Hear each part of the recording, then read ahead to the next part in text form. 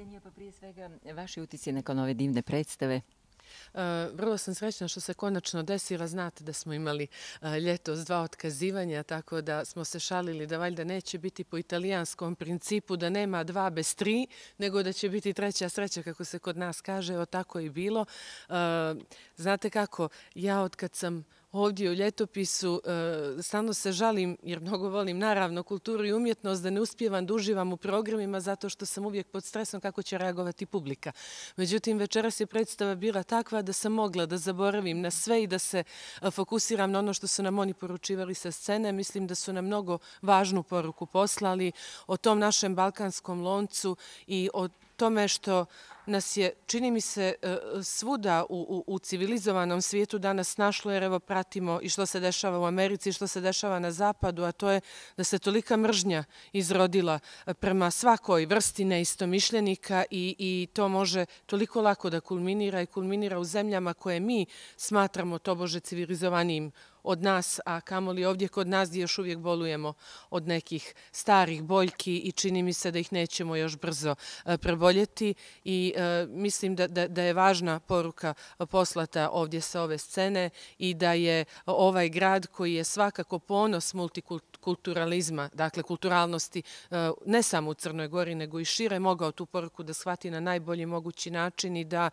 nastavi putem koji je ovdje već postavljen dugo vremena. Evo i zaista na lijep način, izvanrednom pozorišnom predstavom i tom divnom porukom započeta je zimska scena, ovogodišnja zimska scena Barskog Ljetopisa. I šta možemo očekivati narednih mjeseci? Kao i prošle godine, dakle, rotaciju svakog četvrtka. Ovo je bio izuzetak, dakle, otvaranje u ponedjeljak upravo zbog ove predstave koju smo dogovorili našoj publici. Dakle, imat ćemo pozorišne predstave u selekciji Borisa Miškovića, imat ćemo muzički program koji će od sada nadalje biti ravnopravno podijeljen na 2 scene, na crnogorsku scenu i na međunarodnu scenu. Crnogorsku scenu selektore Aleksandra Vojvodić-Jovović, a međunarodnu scenu maestro Bojan Suđić. Imaćemo naravno i likovni program u selekciji Anastazije Miranović i književni u selekciji Miluna Lutovca. Ono što smo izostavili ove godine u zimskoj sceni je dječji program, ali ćemo se potruditi da to nadoknadimo na pravi način tokom ljetnjih mjeseci.